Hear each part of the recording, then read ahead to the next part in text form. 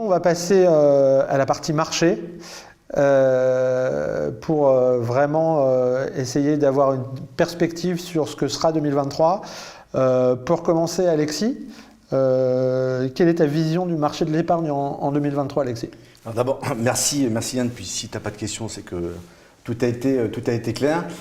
Tout d'abord, je tiens à remercier tous les internautes d'être présents aujourd'hui, puis plus généralement l'ensemble de nos partenaires pour leur confiance, avec une collecte qui ne se dément pas au jour le jour. Donc on est vraiment content, notamment au sein des contrats d'assurance vie, comme vous disait tout à l'heure Kader, notamment sur nos deux SCI.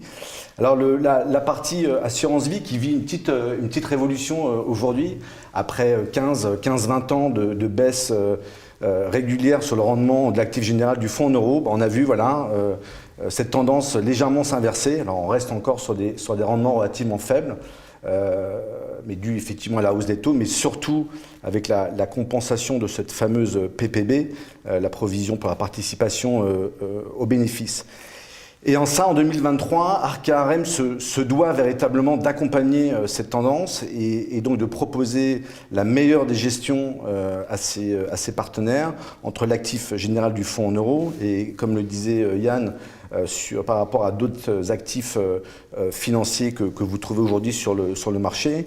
Et autour de 3 axes de développement pour nous, pour moi, pour l'équipe. Le premier, c'est véritablement de continuer à cultiver, l'ADN du groupe Crédit Mutuel Arkea. Première entreprise à mission, tu le disais tout à l'heure, première banque à mission, en intégrant systématiquement les critères extra-financiers dans notre process de gestion, véritable moteur de performance. Et ça, vous le voyez, Cécile le rappelait tout à l'heure, avec l'excellence de nos performances. Le deuxième point, alors ça c'est plus pour moi, surtout une présence beaucoup plus régulière sur le terrain pour venir à votre rencontre, notamment en région, répondre à vos questions, présenter nos différentes actualités. Et enfin, le dernier point qui est pour vous partenaire, certainement le point le plus important, c'est véritablement vous faire bénéficier de la meilleure des performances possibles. Alors c'est facile de le dire, c'est encore mieux de le faire et vous l'avez vu historiquement. Et je pense que ça sera le vrai challenge sur l'année 2023. Non pas de raisonner uniquement en performance absolue, mais surtout, comme tu le disais, en relatif par rapport à d'autres actifs financiers.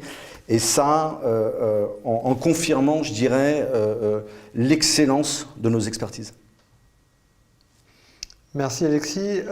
Cécile, peut-être ta vision du marché immobilier. On a déjà quelques questions, je la poserai après, mais sur ta vision du marché résidentiel. Le marché résidentiel est un marché atypique par rapport au marché immobilier de bureau ou commercial. Certes, il a vécu un changement de paradigme en 2022, deuxième semestre 2022, avec la remontée des taux et donc des difficultés de financement plus grandes pour les particuliers. Mais pour nous, ça reste un marché de confiance et de conviction. On sait que le marché résidentiel n'est pas uniforme et qu'il est composé de tas de marché résidentiel particulier et comme le disait Benoît, notre recherche de biens immobiliers, notamment sur l'arc atlantique, nous a permis d'attraper d'ores et déjà une partie de la performance de ces régions. Notre positionnement premium également, tout le monde a vu les articles qui sont sortis sur le marché du luxe à Paris et on détient un certain nombre de ces actifs, font que globalement la performance de notre portefeuille est positive et devrait continuer à performer malgré un marché résidentiel plus hésitant, pas tellement en termes de prix, on pense que la baisse sera modérée, mais en termes de volume certainement, et là on retrouve la thématique des opportunités, les acheteurs étant moins présents, les fonds immobiliers comme nous ont la possibilité d'aller faire leur shopping de façon plus sélective encore pour le bien des porteurs de parts. Donc tu as un peu répondu à la question, mais je la pose quand même. Je vois une question qui pose, est-ce que la baisse des prix à Paris vous impacte ? Alors, elle ne nous impacte pas, encore une fois, parce qu'on est dans un positionnement, le bien immobilier, la valeur moyenne de notre portefeuille est à 1,8 million, donc on est dans un secteur premium et avec, sur Paris particulièrement, une prépondérance des actifs dans le QCA, enfin dans les meilleures adresses, celles qui sont recherchées par la clientèle étrangère. Et donc spécifiquement sur Paris, on a des actifs qui ont encore une fois été positifs en termes de revalorisation sur 2022 et ça devrait se poursuivre sur 2023. Et donc j'en profite pour te poser une autre question puisque tu as la parole et c'est lié à Silver Avenir, mais c'est un peu lié au marché aussi. Pouvez-vous donner plus de détails sur l'achat de nue propriété auprès des promoteurs ? Alors effectivement, on nous a présenté il y a peu, et ça correspond vraiment au changement de conditions de marché financières, depuis un trimestre, des opportunités d'investissement sur de l'achat de nues propriétés en bloc, auprès effectivement de promoteurs qui avaient l'habitude de vendre en fait à la découpe lot par lot auprès de particuliers, et des monteurs donc nous ont approchés pour nous proposer d'acheter en fait des lots, ou que ce soit en VFA ou en existant, et en appliquant toujours les mêmes critères de sélection importants qu'on a, et notamment des critères financiers un peu draconiens. On a obtenu en fait de pouvoir acquérir dans des endroits où notamment on a peut-être un petit peu moins de présence de seniors vendeurs, en tous les cas dans l'immédiat, de pouvoir investir de façon opportune dans ces coins-là. Je pense à des opérations qu'on regarde notamment beaucoup sur l'arc atlantique, encore une fois. Aujourd'hui, c'est vraiment une poche de diversification. Alors, c'est une poche de diversification qui vient en remplacement en fait, de la poche OPCI, qui était une poche de transition, je dirais. Et celle-ci doit rester minoritaire, évidemment très minoritaire, puisque notre objectif en interne est de ne pas dépasser 10% sur ce support.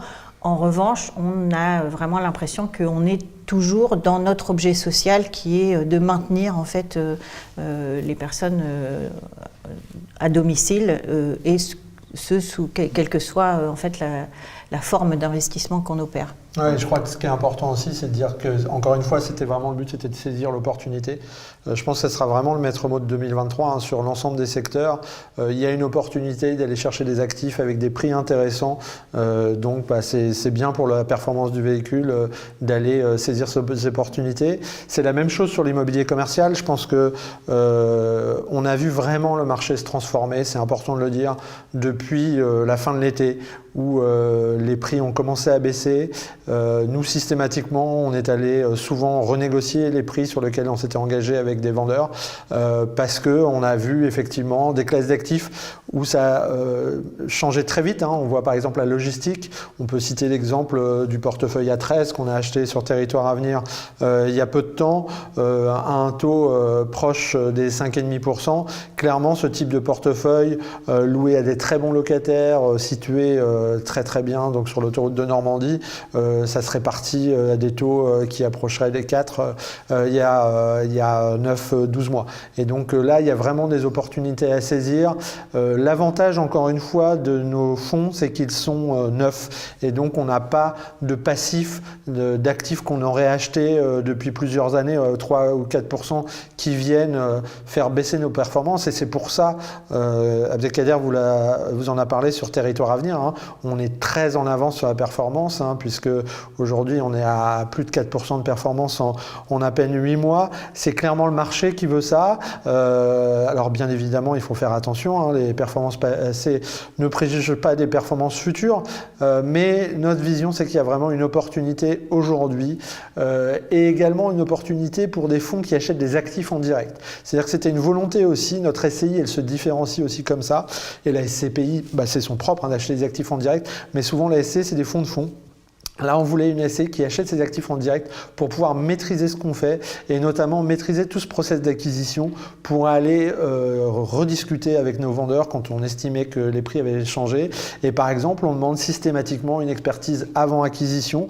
Ça nous semble essentiel et bien évidemment, si l'expertise revient à un prix qui est inférieur au prix d'acquisition, on rediscute avec le vendeur ou on n'achète pas. Je pense que c'est vraiment structurant pour assurer nos performances. On avait vraiment des questions récurrentes autour de ces évolutions de valeur. Bien évidemment, ces évolutions de valeur, elles nous impacteront nous beaucoup moins puisqu'on est en démarrage. Et donc, lancer des fonds dans un tournant de marché, c'est souvent des fonds qui ont performé bien par le passé. Et donc, il y a vraiment cette notion d'opportunité sur tous les secteurs.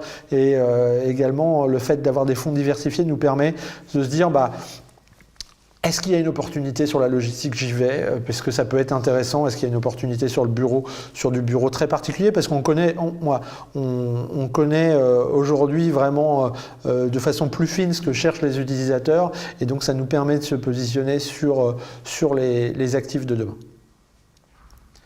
Je vais faire un tour sur les questions. N'hésitez pas, on approche de la fin, donc n'hésitez pas à poser vos dernières questions. On avait des questions sur Silver Avenir, sur l'ouverture de la collecte. Donc oui, la collecte aujourd'hui est toujours ouverte. Elle est ouverte chez plusieurs assureurs, chez Suravenir bien entendu, mais également chez Generali, chez Swiss Life et chez Spirica. Et donc la collecte est ouverte. L'idée, elle était très maîtrisée et donc on fonctionnait par enveloppe.